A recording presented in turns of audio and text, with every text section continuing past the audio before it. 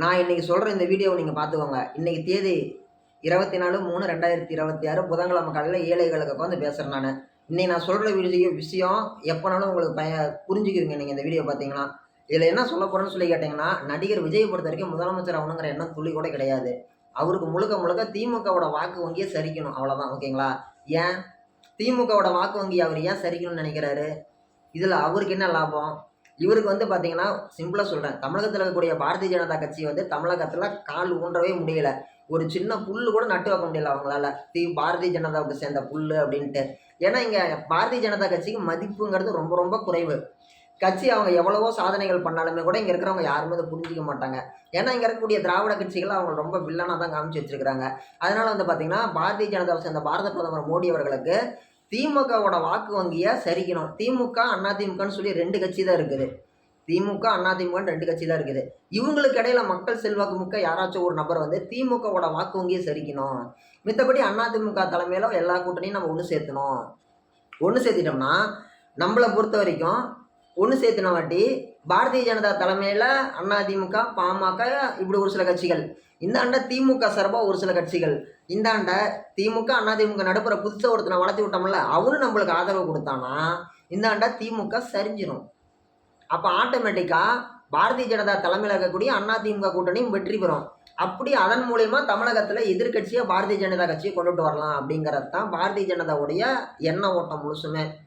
அப்படி இருக்கக்கூடிய ஒரு சூழ்நிலையில விஜய் அவர்களை நம்ம வளர்த்தி விட்டோம் அப்படின்னா, அவர் இதை பார்த்துக்குவாரு அப்படிங்கிறது அவங்களோட கருத்தா கூட இருக்கலாம். சரி, ஓகே. இதனால விஜய்க்கு என்ன பண்ணலாம்னு சொல்லி கேட்டீங்கன்னா, நடிகர் விஜய் எவ்வளவு சம்பளம் வாங்குறாரு? அவரே சொல்லிக்கிறாரு, என் கெரியரோட உச்சத்தை தூக்கி போட்டு வந்திருக்கிறான்னு இருக்கிறாரு. 250 கோடி சம்பளம் வாங்குறேங்கிறாரு. தமிழ்நாட்டுல நடிகர் விஜயை வச்சு படம் எடுக்கிற அளவுக்கு பெரிய பணக்காரன் யார் இருக்கிறாங்க? லைக்கா. லைக்கா விட பெரிய அளவு ஒருத்தர் இருக்கிறாரு. Red Jain movies. ஸ்டாலினோட பையன் உதயநிதி ஸ்டாலின், அவங்க பையன் இப்ப இன்பநிதி அந்த பையன் வச்சிருக்கிறான். 20 வயசு பையன் வச்சிருக்கிறான். அதாவது திமுக கருணாநிதி குடும்பத்தோட கையில தான் வந்து பாத்தீங்கன்னா ரெட் ஜெயின் மூவிஸ் இருக்குது. தமிழ்நாட்டோடைய ஆக சிறந்த பெரிய நடிகர்களோட படம் அவங்க கிட்ட மட்டும்தான் வரும். சின்ன நடிகர்களோட படம் வரதானால இவங்க கண்ட்ரோலை மீறி வெளியில வராது. அப்படி இருக்கக்கூடிய ஒரு சூழ்நிலையில விஜய் அவர்கள் படம் நடிக்கிறேன்னா திமுக கிட்ட கையை கட்டி நின்னா மட்டும்தான் படம் நடிக்க முடியும். திமுக கிட்ட சரணடைஞ்சா மட்டும்தான் படம் நடிக்க முடியும்.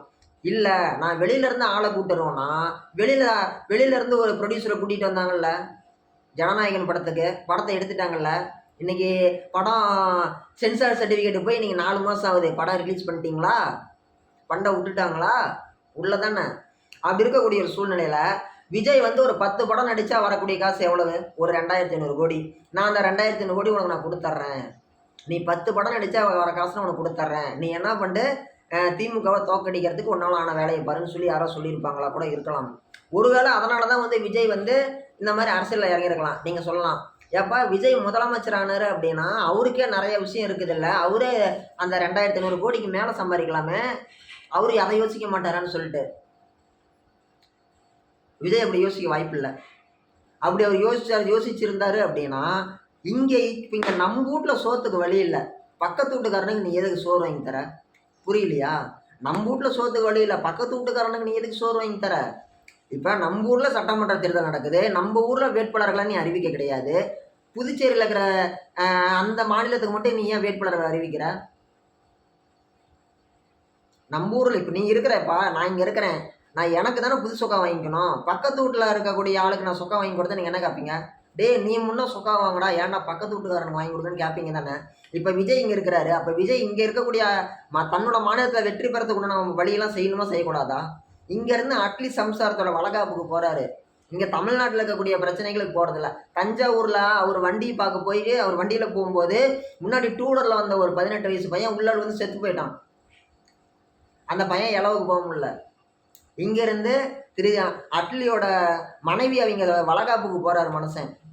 இறந்து போயிட்டான் அந்த பையன். இறந்து போய் இன்னைக்கு 24 மணி நேரம் கிட்ட ஆக போகுது. அவன் இறந்து போனதுக்கு ஒரு இரங்கல் செய்தி கொடுக்க முடியல.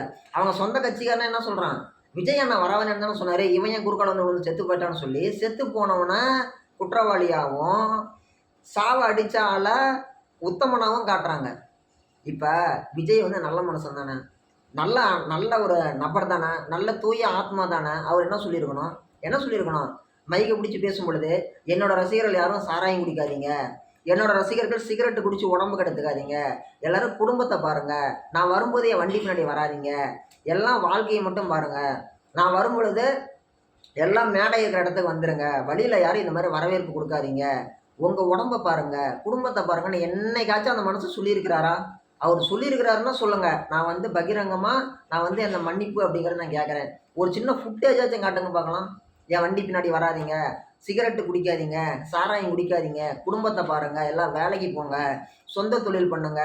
உடம்ப ஆரோக்கியமா பார்த்துக்கோங்க. இந்த மாரி ஏதோ ஒரு இடத்துல சொல்லியிருக்கிறாரா? சொல்ல மாட்டார். அவரு எப்படி சொல்லுவாரு? அவரு வந்து ரசிகனா ஒரு ரசிகனா கூட அவரு பார்க்கறதில்ல. ஒரு வியாபார பொருளா தான் பார்க்குறாரு. அப்படி இருக்கும்போது அவன் எப்படி சொல்லுவான்? சொல்ல மாட்டாரு. பெத்தவனா இருந்தா துடிக்கும். மத்தவனுக்கு எப்படி துடிக்கும்? 54 உயிர் போயிருக்கு இது வரைக்கும் விஜய் பார்க்க போய். இந்தியாவுடைய அரசியல் வரலாறு எடுத்து பார்த்தீங்கன்னா, ஒரு சாதாரண ஒரு அரசியல் கட்சி தலைவர பார்க்க போய் கூட்ட நெரிசல்ல 54 பேர் செத்து போன ரெக்கார்டே கிடையாது.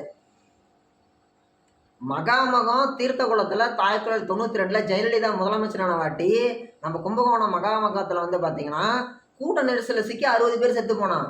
அந்த 60 பேரும் ஜெயலலிதாவை பார்க்க போய் சாவல. அந்த தீர்த்த குளத்துல குளிச்சிட்டு இருக்கிறாங்க. திடீர்னு ஜெயலலிதா வராங்க. ஒரு குறிப்பிட்ட இடத்துல தடுப்பு போட்டு ஜெயலலிதாவுக்கு மட்டும் ஸ்பெஷலா பண்ணி கொடுக்குது அரசாங்கம். அப்படி அந்த நெரிசல்ல சிக்கி அந்த கூட்டத்துக்குள்ளோடைய மட்டும் தான் 60 பேர் செத்து போறாங்களே தவிர, ஜெயலலிதாவை பார்க்க வந்து யாரும் சாவல. அந்த அம்மாவை பார்க்க வந்து யாரும் சாவல. ஆனா விஜய பார்க்க வந்து இது வரைக்கும் 54 உயிர் போயிருக்குது. கரூர்ல 41 பேரு, நேத்து தஞ்சாவூர்ல, சேலத்துல ஒவ்வொரு இடத்துலயும் இந்த மாதிரி ஆகிட்டு இருக்குது. இவ்வளவு உயிர் செத்து போகுது. அந்த குடும்பத்துல இருக்கிறவங்களுடைய அந்த செத்து போனவங்க குடும்பத்துல தவிக்கிறாங்களே, அந்த பாவம்லாம் சும்மா விடுமா? எப்படி விடும்? விடாது. நீ ஒரு பந்த தூக்கி செவுத்துல போட்டாலே போயிட்டு ரிட்டர்ன் நம்ம கிட்ட தான் வருது. ஒரு பந்த தூக்கி போட்டோம்னாலே போயிட்டு ரிட்டர்ன் அடிச்சுட்டு செவுத்துல அடிச்சுட்டு நம்ம கிட்ட தான் வருது. அப்படி இருக்கும் பொழுது இன்னைக்கு 54 உயிர் பறி போயிருக்குது. அந்த குடும்பத்துல இருக்கிறவங்கலாம் உட்காந்துட்டு சோறு திங்கும் பொழுது, போன வருஷம் நம்ம கூட உட்காந்து சோறு தின்னாலும் இந்த வருஷம் நம்ம கூட இல்லையே. போன வாரம் நம்ம கூட உட்காந்து சோறு தின்னாலும் இந்த வாரம் நம்ம கூட இல்லையே. இப்ப தஞ்சாவூர்ல ஒரு பையன் செத்து போனான்ல, அவங்க கூட ஒரே ஒரு ஆம்பளை பையனா. அவங்க அப்பா அம்மா எப்படி இருப்பாங்க? என்ன நினைச்சிருப்பாங்க?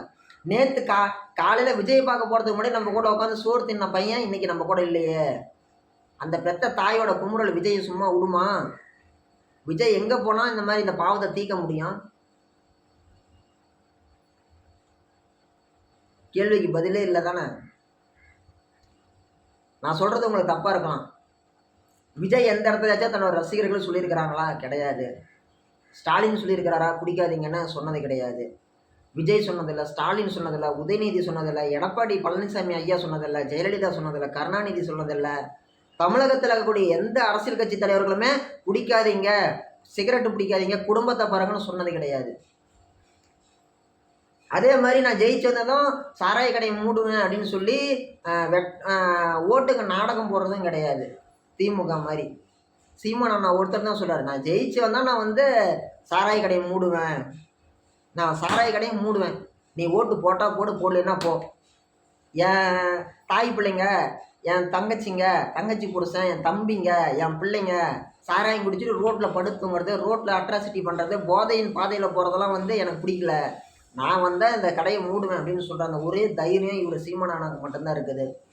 நீங்கள் வந்து உண்மையிலே வந்து திமுக, அண்ணா திமுக, நான் திரிசா விஜய் கட்சி, இந்த மாதிரி இன்னும் ஒரு சில ஜாதி கட்சிகள், இவங்கெல்லாம் வந்து பார்த்தீங்கன்னா இவங்களுக்கு ஓட்டு போட்டு உங்கள் வாழ்க்கைக்கு எடுத்துக்கிறீங்க. இவ்வளோ பேருக்கு வாய்ப்பு கொடுத்தீங்க, சீமான் அண்ணாவுக்கு ஓட்டு போடுங்க. அவர் சொல்லக்கூடிய கருத்து, அவர் பேசக்கூடிய வீடியோ எதுனாலும் சரி, ஒரு மணி நேரம் எடுத்து பாருங்கள். எந்த ஒரு துண்டு சீட்டு இல்லாமல், ஒரு மிகப்பெரிய ஒரு தலைவரோட துண்டு சீட்டு இல்லாமல், ஒரு சினிமா நடிகனாட்ட ஒரு ஸ்கிரிப்ட் சீட் இல்லாமல் பேசக்கூடிய ஒரு தலைவன் இருக்கிறானே, அந்த தலைவனுக்கு ஒரு வாய்ப்பு கொடுக்கணும்னு உங்களுக்கு யாராச்சும் தோணுதா? நான் வந்து பொது ஆளு தான். நான் சொல்லக்கூடிய கருத்து உங்களுக்கு சரின்னு படுதா படலையா? அவர் சொல்லக்கூடிய விஷயம்லாம் யோசிச்சு பொறுமையாக பாருங்கள். நல்லா யோசிச்சு பாருங்கள். நான் சொல்கிற கருத்தை கேளுங்க. நீங்கள் எங்கே வேலைக்கு போனாலும் நீங்கள் 500 சம்பளம் வாங்கிடலாம். நீங்கள் வந்து ஒரு எலக்ட்ரீஷியனுக்கு ஹெல்ப்பராக போகிறீங்க, உங்களுக்கு எலக்ட்ரீஷியன் வேலையே தெரியாது. அவர் வேலை செய்யும்போது, அவர் மேலே நின்று ப்ளம்பிங் வேலை செய்யும்போது கீழே நீங்கள் சுற்றி அந்த உளி எடுத்து கொடுத்து, அவர் சொல்கிற மாதிரி தொலை அடித்து கொடுத்து, அவர் சொல்லக்கூடிய சின்ன சின்ன வேலை செஞ்சீங்கன்னா கூட உங்களுக்கு நீங்கள் வேலையே தெரியலனாலும் நீங்கள் 500 சம்பளம் வாங்கிடலாம். ஆனால் அந்த 500 சம்பளத்துக்கு உள்ளாடி தான் உங்களுக்கு செலவு இருக்குதா? சொல்லுங்கள். ஒரு சாப்பாடு இன்னைக்கு 70 ரூபா. மதியானம் சாப்பிட்டீங்கன்னா கடையில் எல்லாருமே பக்கத்துலேயே வீட்டுக்கு பக்கத்துலேயே வேலை கிடைக்குமா? நீங்கள் லாங்கில் 9 மணிக்கு சைட்டில் இருக்குன்னா காலைல 7 மணிக்கு கிளம்பி போகணும், 2 மணி நேரம் முன்னாடி. அப்போ வீட்டிலேருந்து சோறு எடுத்துகிட்டு போக முடியாது. ஓகேங்களா? இப்போ நீங்கள் காலையில் சோறு சாப்பிட்றீங்க, சைட்டுக்கு போகிறதுக்கு முன்னால் சைட்டுக்கிட்ட போயிட்டு சாப்பிட்றீங்க. காலைல சாப்பாடு 60 ரூபா, மதியானம் 70 ரூபா, 7 6 13 130 ரூபா. நீ வாங்குற 500 ரூபா சம்பளத்தில் 130 ரூபா சாப்பாட்டுக்கே போயிடும். டீ 5 ரூபா பண்ணிவிட்டாங்க. 2 டீ குடிச்சிங்கன்னா அதில் ஒரு 50 ரூபா போயிடும். டீயே ஒரு பலகாரம் சாப்பிட்டீங்கன்னா கணக்கு போடுங்க எவ்வளோ ஆச்சு. 130 ஒரு 50 180. மீதி எவ்வளோ இருக்குது? 320 ரூபா இருக்குது உங்கள் சம்பளத்தில். 500 ரூபா சம்பளத்தில் 320 ரூபா இருக்குது. அந்த 320 ரூபாயில் நீங்கள் இருக்கிற வீட்டுக்கு ஒரு 3000 ரூபா வாடகை போடுங்க. வாடகைக்கு ஒரு 100 ரூபா எடுத்து வச்சுருங்க. அன்றைக்கி 1 கிலோ அரிசி இன்றைக்கி 1 கிலோ 60 ரூபாய்க்கு விற்கிது. 1 கிலோ அரிசி 60 ரூபா, 160 ரூபா எடுத்துருங்க. 320 ரூபாயில் 160 ரூபா எடுத்துட்டிங்கன்னா மீதி எவ்வளோ இருக்கும்? 320 160 போயிட்டா 160 இருக்கும், 140 ரூபா இருக்கும். அந்த 140 ரூபாயிலே வந்து பார்த்தீங்கன்னா நான் அரிசிக்கு மட்டும் தான் எடுத்து சொன்னேன். இன்றைக்கி அப்புறமேற்கொண்ட பொட்டுக்கடலை, தேங்காய் ஒரு தேங்காய் 30 ரூபாய்க்கு விற்குது.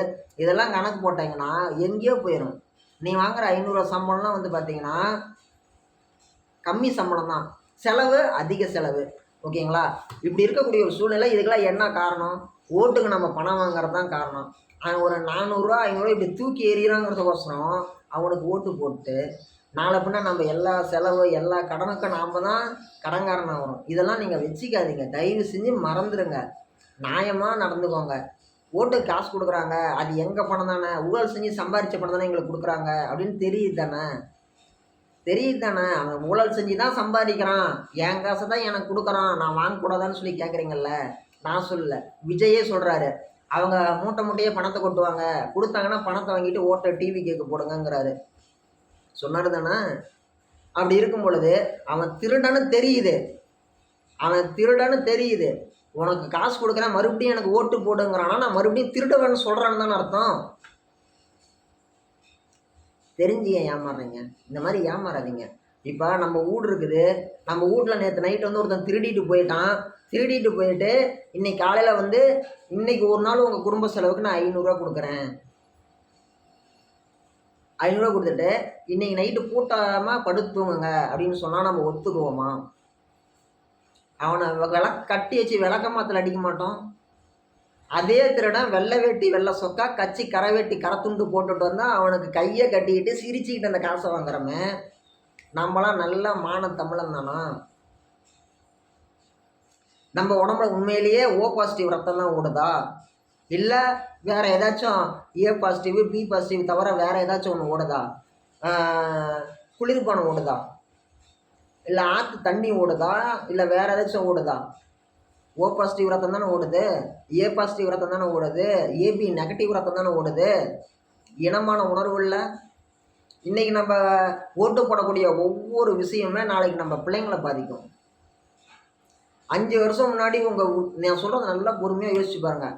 உங்கள் வீட்டை சுற்றிலேயே நிலம் எவ்வளோக்கு வித்துட்டு இருந்துச்சு, வீடு எவ்வளோக்கு வித்துட்டு இருந்துச்சு, இன்றைக்கி எவ்வளோக்கு விற்குது நிலம்? 5 வருஷம் முன்னாடியே நீங்கள் நிலம் வாங்கணும்னு ஆசைப்பட்டிருப்பீங்க, வழி இருந்திருக்காது. 5 வருஷத்தில் இன்றைக்கி நீங்கள் நினச்சாலும் வாங்க முடியாத அளவுக்கு விலைவாசி ஏறி போனதுக்கு யார் காரணம்? 5 வருஷம் முன்னாடி சமையலைன்னா 1 லிட்டர் எவ்வளவு, இன்றைக்கி எவ்வளவு? ஒரு தேங்காய் எவ்வளவு, இன்றைக்கி எவ்வளவு? தேங்காய் கூட விவசாயி கஷ்டப்பட்டு சம்பாதிக்கிறான், அவனுக்கு கொடுக்கலாம். தனியார் முதலாளி பாக்கெட் பண்ணி விற்கிறான், கடலை எண்ணெயை, ரீஃபைண்ட் ஆயில், சன்ஃப்ளவர் ஆயில் விற்கிறான். அவனுக்கு எதுக்கு நீ பணம் கொடுக்குற? இதுக்கெல்லாம் யார் காரணம்? சிந்திச்சு பார்த்து செயல்படுங்க.